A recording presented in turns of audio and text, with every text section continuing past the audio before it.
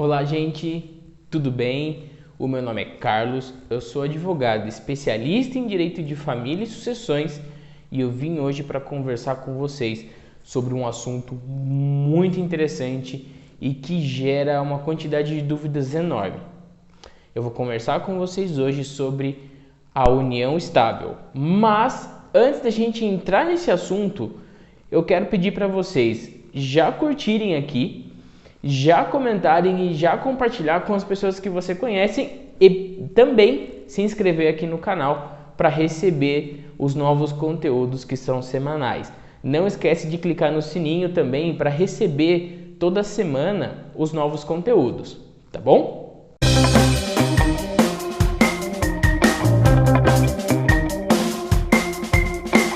Então, gente, hoje a gente vai tentar responder a seguinte pergunta: quem mora junto está em união estável? Essa é uma pergunta muito interessante que gera uma quantidade de dúvidas enormes.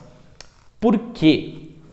Porque, gente, a união estável, ela significa dizer que as duas pessoas, e assim, tanto faz se for homem, se for mulher, se forem dois homens, duas mulheres, não interessa. A gente já resolveu esse problema, já enfrentamos isso e o STF, o CNJ, o Judiciário no geral já entende que não tem problema, que está certo e assim, viemos e convenhamos, faz parte da vida e a gente não pode criar nenhum tipo de impedimento para as pessoas. Enfrentado isso, esclarecida essa questão que tanto faz, gênero, número, grau, não faz a mínima diferença, vamos conversar sobre a união estável. Antes da gente responder a pergunta, é importante entender o que é a união estável. Acredito que algumas pessoas que já entraram no vídeo já saibam o que isso significa ou até mesmo já estão em união estável. Mas vamos lá. Gente, união estável é basicamente um casamento que não foi feito através da burocracia da lei. O que é isso? Duas pessoas decidiram constituir família, decidiram constituir aquilo que normalmente é feito pelo casamento. Entendemos então o que é a união estável. E agora a gente precisa entender também que essa união estável gera uma quantidade enorme de direitos, os mesmos direitos que geraria num casamento, tá bom? E por que isso? Porque o nosso judiciário equiparou casamento à união estável. Não existe nenhum tipo de distinção, nenhum tipo de diferença entre as pessoas casadas e as pessoas em união estável. Os direitos são os mesmos, tá certo? Então, quando essas duas pessoas entram em união estável, normalmente é pelo regime da comunhão parcial de bens, ou seja, aquilo que foi adquirido antes do casamento não é dos dois, é de cada um. E aquilo que foi adquirido depois da união, depois que estão juntos, é dos dois, tá certo? Com algumas exceções que mais pra frente a gente faz um vídeo discutindo o regime de bens, que tem muita coisa legal e gera uma quantidade de dúvidas enorme. Mas vamos lá.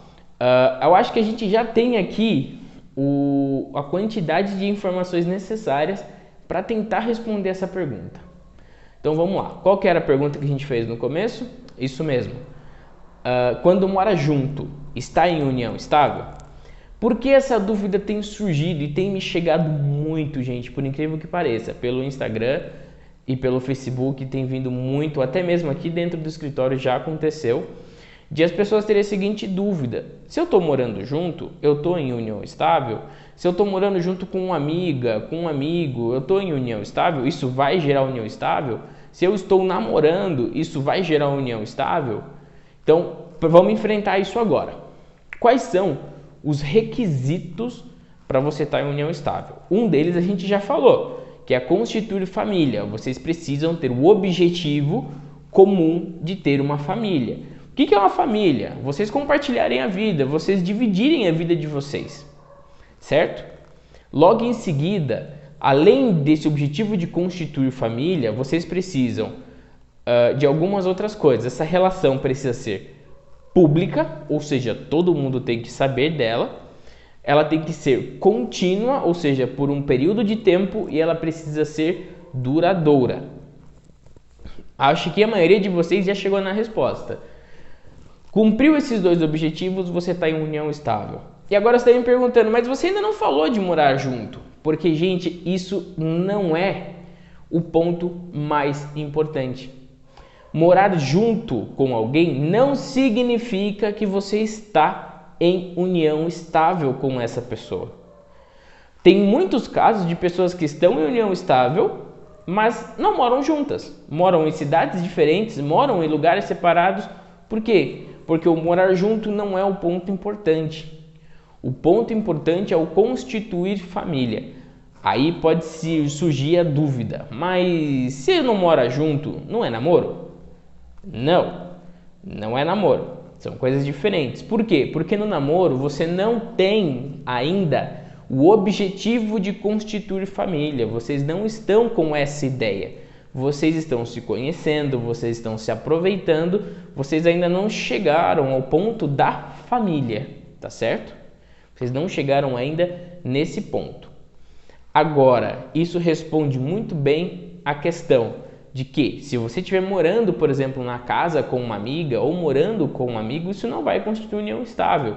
E também se você estiver namorando com uma pessoa, isso não vai necessariamente gerar uma união estável. Eu vou um pouco mais além. Dependendo da situação, até se você estiver namorando e dividindo ali um apartamento ou algo do gênero, pode-se entender que se não constituiu ali o requisito da família, ainda assim não é uma união estável.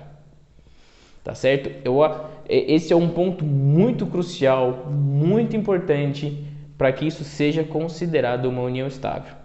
E até aconselho para algumas pessoas fazerem um contrato de relacionamento que pode evitar algumas confusões no meio do caminho, tá bom? Então, qual é a resposta da pergunta?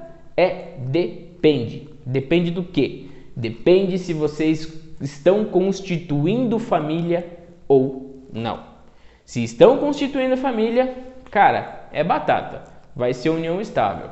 Se não estão constituindo família, não é união estável. Ah, mas os outros requisitos? Para essa questão do morar junto não é tão relevante. Tá, gente?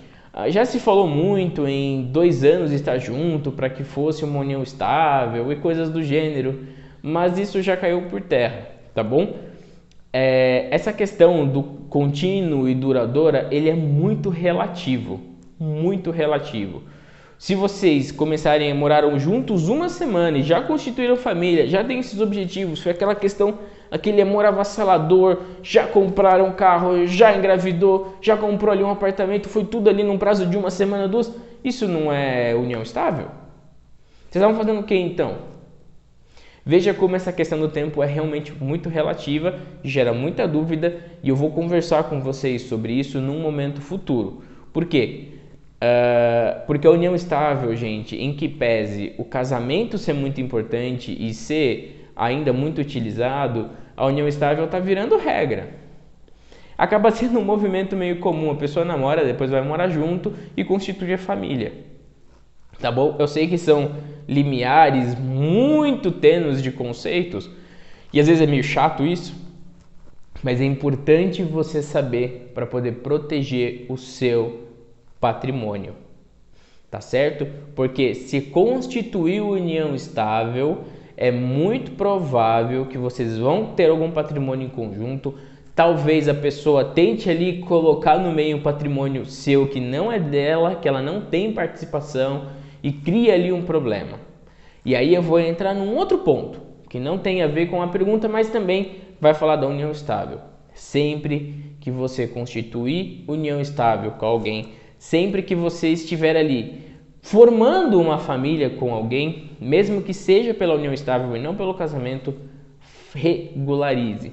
Faça por um contrato particular, faça por uma escritura pública, mas regularize. Procure o advogado especialista em direito de família e peça a orientação necessária para que no futuro você não tenha problema. Até mesmo vocês podem mudar o regime de bens da união estável que vocês estão fazendo. Você pode ali colocar um regime da separação total de bens.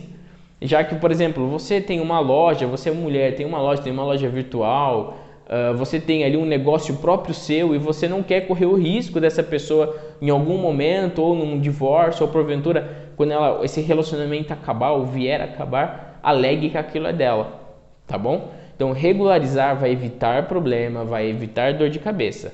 E agora, se a gente pensar de outro lado, vamos supor, vocês acabam tendo um filho juntos, vocês acabam ali comprando apartamento, comprando uma casa, comprando um carro. Para fazer essa partilha de bens, você vai ter que regularizar a união estável por um processo. E isso dá muito trabalho, dá muita dor de cabeça.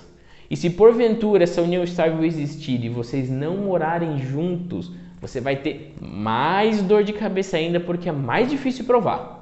Então assim, tenha precaução, tome as medidas necessárias e não deixe para depois, tá bom? E gente, eu sei que eu enrolei um pouquinho aqui, que eu sei um pouco do assunto, vou voltar para a resposta. Não esqueçam, não adianta só morar junto, não é isso que vai constituir a união estável, vai fazer parte e vai talvez facilitar que ela exista, mas não é o ponto primordial, tá bom? Gente, eu vou ficando por aqui. Deixem suas dúvidas aqui nos comentários, que eu sei que vocês têm bastante dúvida. Direito de família, aquilo que acontece dentro da família é complicado, tem muita dúvida, tem muita regularização, tem muita lei. Então, mandem aqui suas dúvidas, procurem as minhas redes ou minhas outras redes sociais, elas estão aqui nos comentários não, na legenda. Estão aqui todas elas, WhatsApp, Instagram, Facebook, TikTok, todas que estão aqui, vocês podem clicar lá, entrar, que tem muita coisa legal em todas elas, muito conteúdo que pode ajudar vocês,